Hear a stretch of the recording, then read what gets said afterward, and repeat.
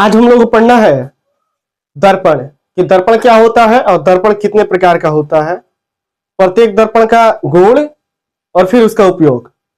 इतना चीज जो है हम लोग को पढ़ना अभी। तो हेडिंग लगाते हैं हम लोग दर्पण। दर्पण दर्पण को बोला जाता है मिरर। दर्पण मिरर। दर्पण का जो है हम दो परिभाषा बोल सकते हैं। सबसे पहला परिभाषा है कि वह चिकनी या चमकीली सतह जिससे प्रकाश किरणों का परावर्तन होता है तथा उसका एक भाग कलई किया गया रहता है, उसको दर्पण कहते हैं। या फिर बोल सकते हैं कि वह प्रकाशिक यंत्र जिससे प्रकाश किरणों का परावर्तन होता है, उसको दर्पण कहते हैं। वह प्रकाशिक यंत्र जिससे प्रकाश किरणों का परावर्तन होता है दर्पण कहलाता है। यहां इसका डिफिनेशन लिखते हैं, वैसा प्रकाशिक यंत्र, वैसा प्रकाशिक यंत्र जिसकी सहायता से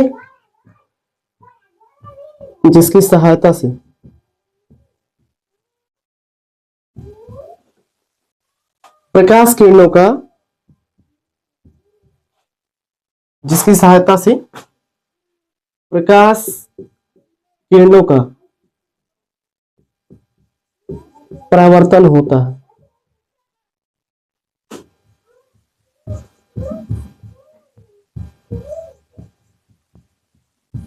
दर्पण कहलाता है।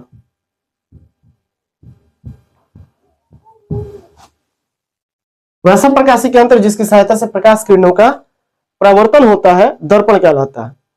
दर्पण का दो हिस्सा होता है, एक तरफ से जिधर से पेंट किया गया रहता है उसको अपारदर्शी पृष्ठ बोलते हैं, और दूसरा जिधर से अपने चेहरा देखते हैं उसको जो है परावर्तक पृष्ठ बोला जाता है। तो परावर्तक पृष्ठ जिधर से अपना चेहरा देखते हैं उसको जो है द्रवित क्रोमियम और सिलिकॉन से जो है रंजित किया रहता है, पेंट किया गया रहता है। और जिधर अपारदर्शी पृष्ठ है उसको जो है लाल फास्फोरस और सिल्वर से जो है पेंट किया गया रहता है। तो दर्पण जो होता है उसका दो पृष्ठ होता है, एक अपारदर्शी पृष्ठ जिधर से पेंट किया गया रहता है और दूसरा होता है परावर्तक पृष्ठ जिधर से हम अपना चेहरा देखते हैं। तो परावर्तक पृष्ठ को द्रवित क्रोमियम या फिर सिलिकॉन से जो है पेंट किया गया रहता है, जबकि जो अपारदर्शी पृष्ठ होता है उसको लाल फास्फोरस और सिल्वर से जो है पेंट किया गया रहता है। ज्यामितीय संरचना के आधार पर दर्पण को दो भाग में बांटा गया है। सबसे पहला होता है समतल दर्पण,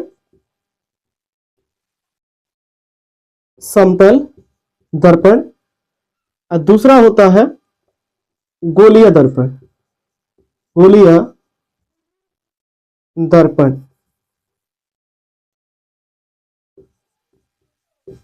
समतल दर्पण और दूसरा गोलीय दर्पण। समतल दर्पण को बोलेंगे प्लेन मिरर, प्लेन मिरर, और फिर गोलीय दर्पण को बोला जाता है स्फेरिकल मिरर। तो ज्यामितीय संरचना के आधार पर दर्पण को जो है दो भाग में बांटा गया है। सबसे पहला होता है समतल दर्पण जिसको बोलते हैं प्लेन मिरर, और दूसरा होता है गोलीय दर्पण जिसको बोलते हैं स्फेरिकल मिरर। तो अभी हम लोग पढ़ेंगे समतल दर्पण। समतल दर्पण कहने का मतलब होता है कि वैसा दर्पण जिसका परावर्तक पृष्ठ समतल हो, बराबर हो, उसको बोलेंगे समतल दर्पण। यहां हम समतल दर्पण का डिफिनेशन लिखते हैं, समतल दर्पण लिख सकते हैं कि जिस दर्पण का परावर्तक पृष्ठ समतल होता है, समतल होता है, वह दर्पण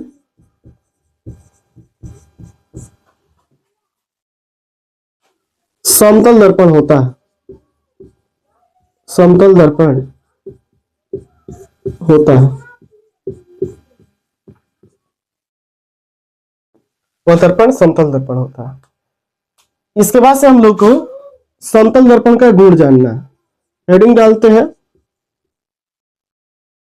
समतल दर्पण का गुण।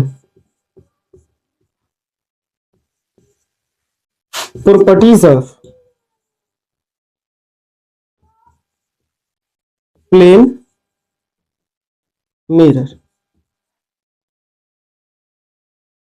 समतल दर्पण का गुण, जैसे समतल दर्पण का सबसे पहला नेचर है कि यह प्रतिबिंब जो है काल्पनिक बनाता है। तो समतल दर्पण जब काल्पनिक प्रतिबिंब बनाएगा तो काल्पनिक प्रतिबिंब हमेशा सीधा होता है।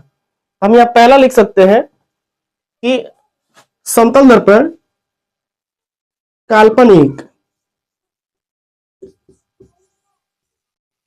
तथा सीधा प्रतिबिंब बनाता है। काल्पनिक बनाएगा और सीधा बनाएगा। दूसरा, इसकी फोकस दूरी अनंत होती है। समतल दर्पण की फोकस दूरी अनंत होती है। तीसरा इसका प्रॉपर्टीज है, तीसरा गुण है, यदि हम दो समतल दर्पण को एक दूसरे के समानांतर रख दें, दो समतल दर्पण है उसको जो है एक दूसरे के समानांतर रख देंगे तो उसमें बनने वाले प्रतिबिंब की संख्या अनंत होती है।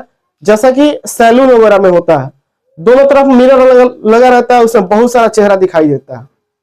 तो समतल दर्पण का यहां तीसरा नेचर है कि यदि दो समतल दर्पण को एक दूसरे के समानांतर रखेंगे तो उसमें प्रतिबिंब अनंत बनेगा, प्रतिबिंब अनंत बनेगा। कब? जब दो समतल दर्पण को एक दूसरे के समानांतर रख देंगे तब इसमें बनने वाले प्रतिबिंब की संख्या अनंत होगी। चौथा नेचर है कि यदि दो समतल दर्पण को थीटा डिग्री के एंगल पर रख दिया जाए, किसी एंगल पे दो समतल दर्पण को रख दिया जाए तो उसमें कितना प्रतिबिंब बनेगा, तो उसके लिए फॉर्मूला होता है, यदि दो समतल दर्पण को थीटा डिग्री के एंगल पर रख दिया जाए तो उसमें बनने वाले प्रतिबिंब की संख्या निकालने के लिए फॉर्मूला होता है 360 बटा का थीटा, या फिर 360 बटा थीटा माइनस का 1। यदि थीटा का मान सम होगा तो ये वाला फॉर्मूला लगेगा -1 वाला, अब विषम होगा तब जो है सिर्फ हो जाएगा 360 बाई थीटा। जैसे यहां देख लीजिए, यदि दो समतल दर्पण को 19 डिग्री के एंगल पर रख दिया गया, पूछा जाएगा कि इसमें कितना प्रतिबिंब बनेगा, कितना इमेज बनेगा, तो कुछ नहीं, यहाँ थीटा का वैल्यू जो है दिया हुआ है 90 डिग्री, तो हमको क्या करना है कि 360 है तो 360 फार्मूला के अनुसार लिख देना है। थीटा का वैल्यू 90 दिया हुआ है तो 90 लिख लिए, इसको क्रॉस करेंगे तो 9 चौको 36, 4 आया, 4 आ गया तो ये सम संख्या है। जब सम संख्या होगा तो ये वाला फार्मूला लगाएंगे, मतलब -1 कर लेंगे, तो 4 में से ये घटा लेंगे 3 हो जाएगा। यहाँ प्रतिबिंब की संख्या 3 होगा। कब? जब दो समतल दर्पण को 19 डिग्री के एंगल पे रखा जाए तब उसमें प्रतिबिंब की संख्या 3 होगी। यदि मान लीजिए कि फिर से दो कोई समतल दर्पण है उसको जो है हमने 60 डिग्री के एंगल पे रख दिया, तब क्या होगा? तो यहां फार्मूला लगाएंगे, 360 है तो 360, थीटा का मान 60 डिग्री दिया हुआ है, 0 से 0 कैंसिल, और 6 बार में जो है 36, यहां जो है 6 सम संख्या है तो एक यहां से माइनस कर लेंगे तो यहां आ जाएगा 5। मतलब यदि 60 डिग्री के एंगल पे दो समतल दर्पण को रख दिया जाए तो उसमें बनने वाले प्रतिबिंब की संख्या 5 होगी। यदि थीटा का मान विषम आ जाएगा तो वही उसकी प्रतिबिंब की संख्या हो जाएगी। पांचवा देखें तो इसमें जो है पार्श्व बी परिवर्तन का गुण होता है। पार्श्व बी परिवर्तन का गुण पाया जाता है समतल दर्पण में। समतल दर्पण में पार्श्व बी परिवर्तन का गुण पाया जाता है। यदि समतल दर्पण में किसी वस्तु की पूर्णतः प्रतिबिंब देखना हो, समतल दर्पण में किसी वस्तु का हमको पूर्णतः प्रतिबिंब देखना हो तो कम से कम दर्पण उस वस्तु की आधी होनी चाहिए। जैसे कोई 5 फीट का वस्तु है, 5 फीट का कोई वस्तु है और उसका पूरा प्रतिबिंब हमको देखना है, तो कम से कम दर्पण का आकार 2.5 फीट अर्थात 1.5 फीट जो है, सॉरी 2.5 फीट कम से कम दर्पण होना चाहिए।